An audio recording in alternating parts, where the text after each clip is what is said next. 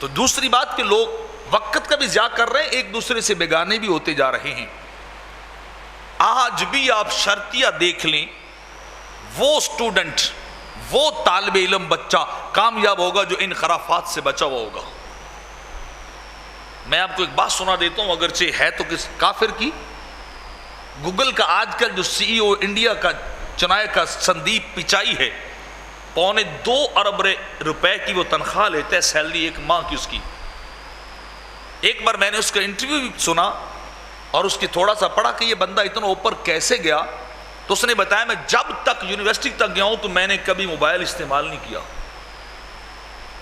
میں نے کبھی موبائل کو چھیڑا نہیں، مجھے پتا تھا موبائل چلانا کیسے ہوتا ہے، میں صرف اپنے سلیبس کے اوپر فوکس رکھے ہوئے تھا، تعلیم تھی میری، میں نے اپنے تعلیم کو حاصل کیا اور اتنا میں آگے پہنچا کہ آپ حیران ہو سکتے ہیں کہ دنیاوی اعتبار سے تو بڑی کامیابی کہ 2.25 ارب روپے بندہ ایک ماہ کی تنخواہ لیتا ہے۔ تو اس نے کہا تھا، اس نے دوسرے اسٹوڈنٹ سے کہا تھا کہ اگر تم کامیاب ہونا چاہتے ہو تو ان چیزوں کو چھوڑ دو، کم سے کم اپنی اکیڈمک لائف کے اندر، اپنی تعلیمی لائف کے اندر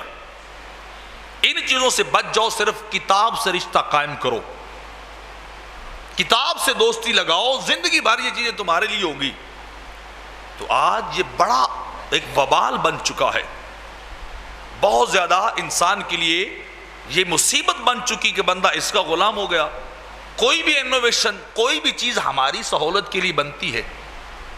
کہ ہم اس سے فیسیلیٹیٹ ہو سکیں، اپنے وقت کو بچا سکیں، اپنی انرجی کو بچا سکیں، لیکن بدقسمتی یہ کہ یہ وہ بلا ہے جو ہمارا وقت ہی لیتی جا رہی، جو ہماری زندگی کا سب سے قیمتی اثاثہ ہے وہی لٹتا جا رہا ہے، وہی برباد ہوتا جا رہا ہے۔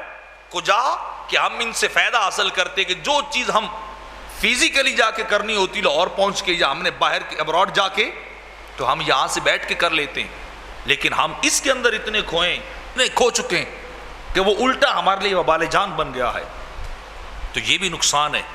اپنے وقت کی قدر کیجئے، وقت سب سے اہم چیز، جوانی آپ کی سب سے اہم چیز، اس جوانی کو غلط معاملات کی نظر نہ کیجئے، ان سے بچ کے رہیے۔